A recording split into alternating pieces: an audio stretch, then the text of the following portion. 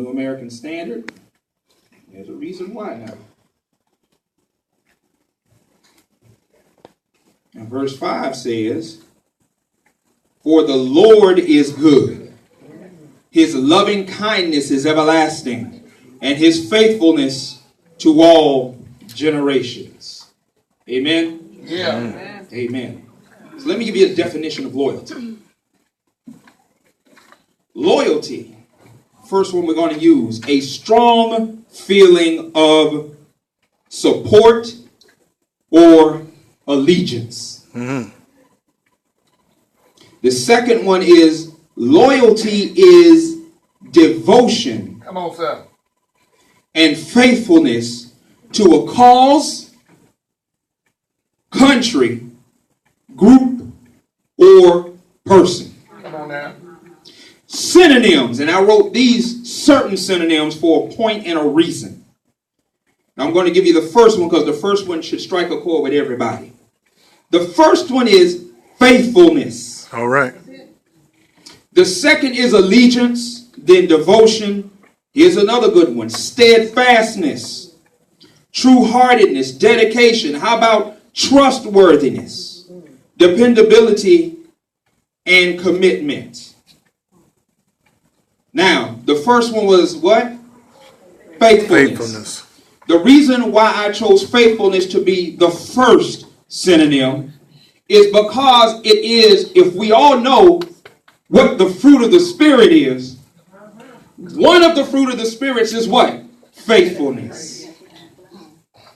And we need that trait of faithfulness to go hand in hand with loyalty.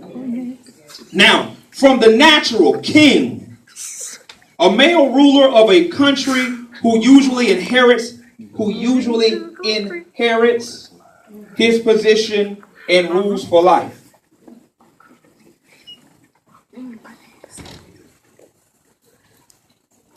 Naturally, a king is just a person who looks after himself.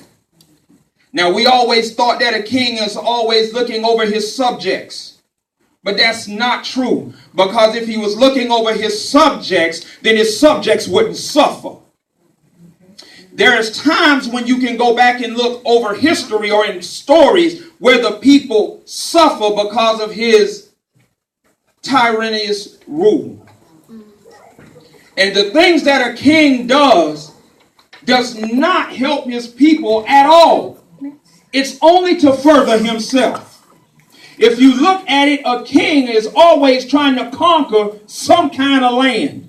A king is always going outside of his territory to make his name. Notice I said his name. He's always trying to find a way to make himself bigger than anybody else. And it doesn't matter who he uses to get that done. Wow. His people and his subjects suffer because of his reign. His people and his subjects suffer because they have no nourishment. His people and his subjects suffer because of how he is.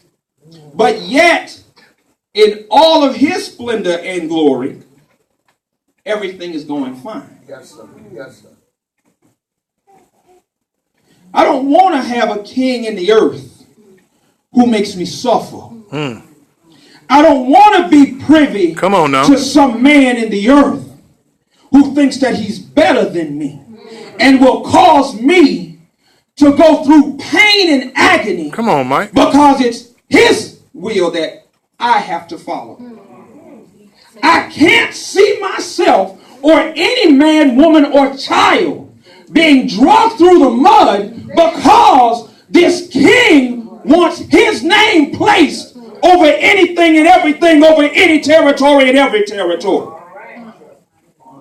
Oh, man. But who is this king loyal to? He's only loyal to himself. That's it.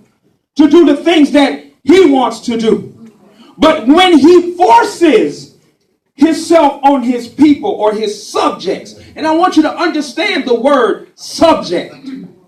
When he forces himself on a subject of his, they have no choice but to do what he says. Because if they don't, the only other alternative is death. And when they die, it's all in vain. It's all in vain. Because all he wants to do is make everything better for him. I can't serve anyone like that. I can't do it. But I know a king. Come on now. All right. God has the power to exercise absolute dominion. He's the King of kings. Right. That king that's in the world today doesn't have nothing on the King of heaven. The king over all dominion, because of the simple fact that this king that I want to